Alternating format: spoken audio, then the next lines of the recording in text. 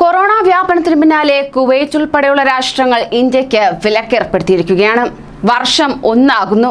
കുവൈറ്റിലെത്താനായി കാത്തിരിക്കുന്നവർ അനവധിയാണ്. ഇതിനോടകം തന്നെ പല ട്രാൻസിറ്റ് മാർഗങ്ങൾ വഴിയും പ്രവാസികൾ എത്തിച്ചേർന്നു. എന്നാൽ ഇതിൽ ലക്ഷങ്ങൾ ചിലവാകും എന്നതിനാൽ തന്നെ പല പ്രവാസികളും കുവൈറ്റിലേക്ക് നേരിട്ടെത്താൻ കാത്തിരിക്കുകയാണ്. ഈ ഒരു സാഹചര്യത്തിൽ പ്രവാസികൾക്കേറെ ആശ്വാസം നൽകുന്ന വാർത്ത പുറത്തുവരികയാണ്. നമസ്കാരം, പ്രവാസി മലയാളിയിലേക്ക് സ്വാഗതം. പ്രവാസി വാർത്തകൾക്കായി ഈ ചാനൽ സബ്സ്ക്രൈബ് ചെയ്യൂ.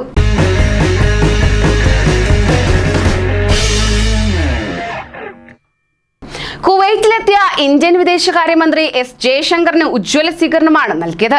2 ദിവസത്തെ ഔദ്യോഗിക സന്ദർശനത്തിനായി ഇന്ത്യൻ വിദേശകാര്യമന്ത്രി ഡോക്ടർ എസ് ജയശങ്കർ കുവൈറ്റിലെത്തിയ വാർത്ത ഏറെ പ്രതീക്ഷയോടെയാണ് പ്രവാസികൾ കാതോർത്തത്. കുവൈറ്റ് അന്താരാഷ്ട്ര വിമാനത്താവളത്തിൽ ഇന്ത്യൻ സ്ഥാനപതി CB ജോർജും കുവൈറ്റ് സർക്കാർ പ്രതിനിധികളും ചേർന്ന് മന്ത്രിയെ സ്വീകരിക്കുകയുണ്ടായി.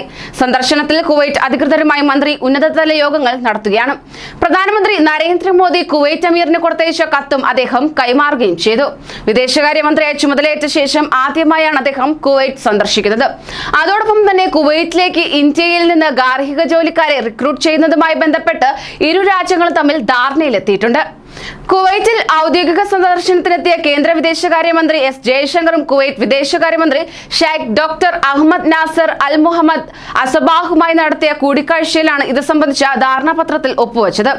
മന്ത്രിമാരുടെ സാന്നിധ്യത്തിൽ കുവൈറ്റിലെ ഇന്ത്യൻ അംബാസിഡർ CB ജോർജും കുവൈറ്റ് വിദേശകാര്യ സഹമന്ത്രി മജ്ദി അഹമ്മദ് അൽ ദാഫിറുമാണ് ധാരണാപത്രത്തിൽ ഒപ്പുവെച്ചത്. കുവൈറ്റിലെത്തുന്ന ഇന്ത്യൻ ഗാർഹിക തൊഴിലാളികളുടെ അവകാശങ്ങൾ സംരക്ഷിക്കുന്ന നിർണായക വ്യവസ്ഥകൾ ഉൾക്കൊള്ളുന്നതാണ് ധാരണാപത്രം. ഇന്ത്യ കുവൈറ്റ് ജോയിന്റ് കമ്മീഷണറി ആദ്യ യോഗം ഈ വർഷം നടത്താനും വിദേശകാര്യമന്ത്രിമാർ തമ്മിൽ നടന്ന കൂടിക്കാഴ്ചയിൽ ധാരണയായതായി ആരോഗ്യം, ഹൈഡ്രോ കാർബൺ, മാൻപവർ എന്നീ വിഷയങ്ങളിൽ ഊന്നിയാകും ആദ്യ യോഗമെന്നും അറിയുകയുണ്ടായി. മറ്റു മേഖലകളിലെ സഹകരണത്തിന് പുതിയ ജോയിന്റ് വർക്കിംഗ് ഗ്രൂപ്പുകൾ രൂപവത്കരിക്കാനും ധാരണയായിട്ടുണ്ട്.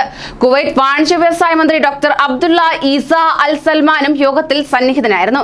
ഇന്തോ കുവൈറ്റ് നയതന്ത്ര ബന്ധത്തിന്റെ 60ാം വാർഷികം സംയുക്തമായി ആഘോഷിക്കാൻ തീരുമാനിക്കുകയും 1 വർഷം നീളുന്ന ആഘോഷ പരിപാടികൾക്ക് ഔദ്യോഗികമായി തുടക്കം കുറിക്കുകയും ചെയ്തു.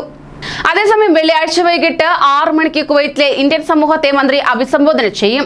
മന്ത്രിയുമായുള്ള ഓൺലൈൻ ആശയവിനിമയ പരിപാടിയിൽ എല്ലാ ഇന്ത്യക്കാരായ പ്രവാസികൾക്കും പങ്കെടുക്കാൻ അവസരം ഒരുക്കിയിട്ടുണ്ട്. കോവിഡ് പശ്ചാത്തലത്തിലാണ് എംബസി ഓഡിറ്റോറിയത്തിൽ യോഗം വേണ്ടെന്ന് തീരുമാനിച്ചത്. ഫേസ്ബുക്ക്, ട്വിറ്റർ, യൂട്യൂബ് എന്നിവയുൾപ്പെടെയുള്ള ഇന്ത്യൻ എംബസിയുടെ സോഷ്യൽ മീഡിയ പേജുകളിൽ ഓൺലൈൻ മീറ്റിംഗ് തത്സമയം സംപ്രേഷണം ചെയ്യുമെന്നും എംബസി വാർത്താക്കുറിപ്പിൽ അറിയിച്ചു. കൂടുതൽ പ്രവാസി വാർത്തകൾക്കായി ഈ ചാനൽ സബ്സ്ക്രൈബ് ചെയ്യൂ.